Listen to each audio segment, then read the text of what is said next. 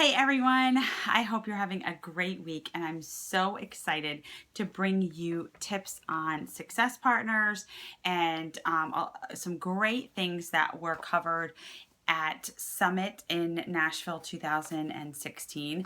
So I was lucky enough to be part of the silver track and it was Hall D. And I got to see Julie Voris and Danielle Natoni. Now, I don't know if you're familiar with those coaches, but they are elite coaches. They're awesome and they have known each other for a little while, but they were not close friends. And they met, I believe they mentioned a year ago. And they just decided that it was time to have a success partner. So, what is a success partner and why do you need it? First of all, that was the big question because they had rocking businesses. Their businesses were thriving. I believe that Danielle Natoni was 9-star diamond and Julie Boris was probably, I think she was already like 13-star or something pretty close to 15-star, I believe, at the time. And so they both felt like they had hit a wall and they just needed something to really help push them to the next level. And so some of the things they had mentioned was, again, why do you need a success partner? You need a success partner because, and I'm sure many of you feel the same way as I do, it can be a lonely business. We're doing it from our house. We're taking care of our kids. You're working a full-time job and you're doing it at night and you're by yourself. And so the bullet points that they had were you need it for accountability. You need someone to hold you accountable to your goals, to what you plan on doing with your business. You need the support. You need someone to vent to. Sometimes we have ups and downs in this business and it can suck. And you need someone to be able to really be like, look, this is what happened, vent it out, and then start creating solutions for it. You need motivation. And it's just like when we're working with our challengers and our challenge groups. We need motivation as coaches. That's why we have Super Saturdays. That's why we have Summit to get us energized because there's those low moments throughout the year. But if you have a success partner, you can quickly pick up your phone. You can quickly shoot a message and you know they're going to respond to you because they're your best friend in this business. The next one is perspective. A lot of times we have a perspective of things and we basically need someone to kind of knock our heads and be like, look, that's not the way you should be thinking about it. You need to switch your perspective and let's move forward and, like I said, create other solutions or think of it in a different way. Instead of thinking negatively about something, think of it as a positive. You learned from it. You're going to change it up and make it better. Shared responsibility. It was huge. And I'm going to get a little bit more into this as the video goes on, but shared responsibility is something that they felt was a need for success partners. We often coach our challenge groups and our coaches by ourselves, and that's great, but sometimes it's kind of neat to bring that responsibility together and they have several coaches working together and like making the challenge groups crazy good. So that is why you need a success partner. So the next thing they covered is how do you look for one? They actually felt that, you always should go to your upline. Your upline is like just an amazing resource. I hope that most of you have uplines that are active in this business and that are strong and want to do well. So always go to your upline for information. But a success partner should be somebody either sideways in your business. They don't even need to be on your team. Completely different perspective. So just kind of look outside of the box for your success partner. And here's some qualities that they had mentioned that you should not look for in a success partner. So basically what you should start thinking at first, before you find your perfect fit, is basically say, okay, I got to remind myself what I'm not looking for. You are not looking for someone because of their rank.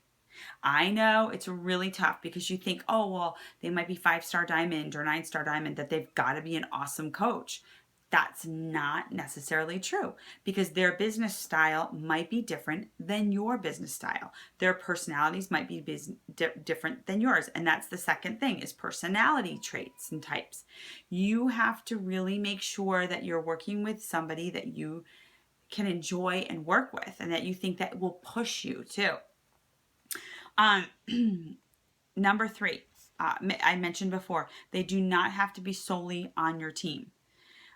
Or from your team. So you look outside our team and find that person. You might even have met them at Summit. You may have met them on the Success Club trip, and they could be on a total like Fit and Funky, or I can't think of the other team names right now, but you know what I'm saying. Number 4 is don't look solely within your friend circle either. So again, it's that whole thing is looking outside of the team and your team as well, because you gain different perspectives. Every team does things differently, and so you help each other out in that way. So how do you find one?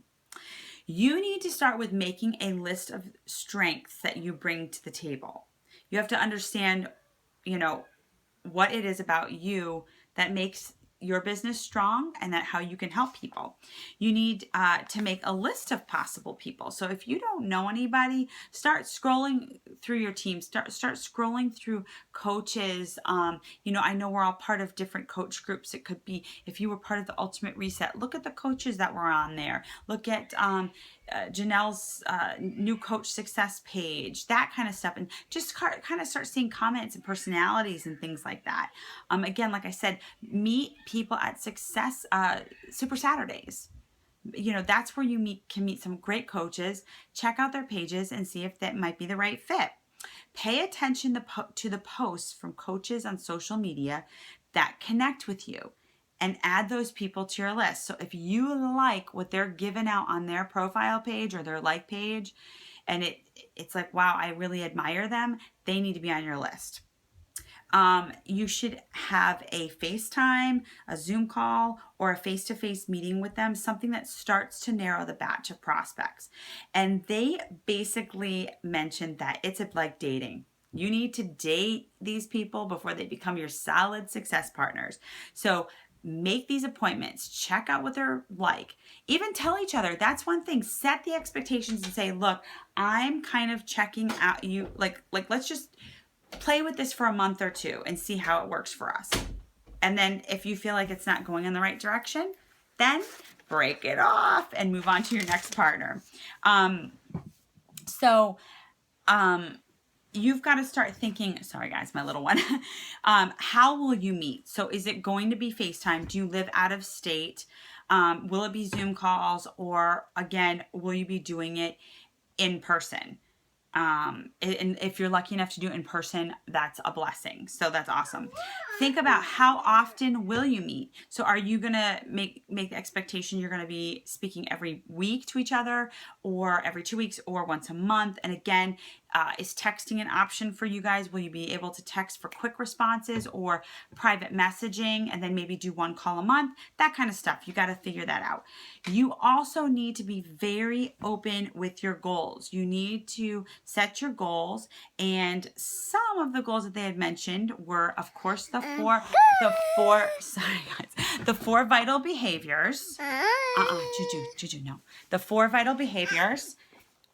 Your rank goals. You've got to tell each other what your rank goals are going to be, what your personal Success Club goals are going to be. You also should be reading the same books.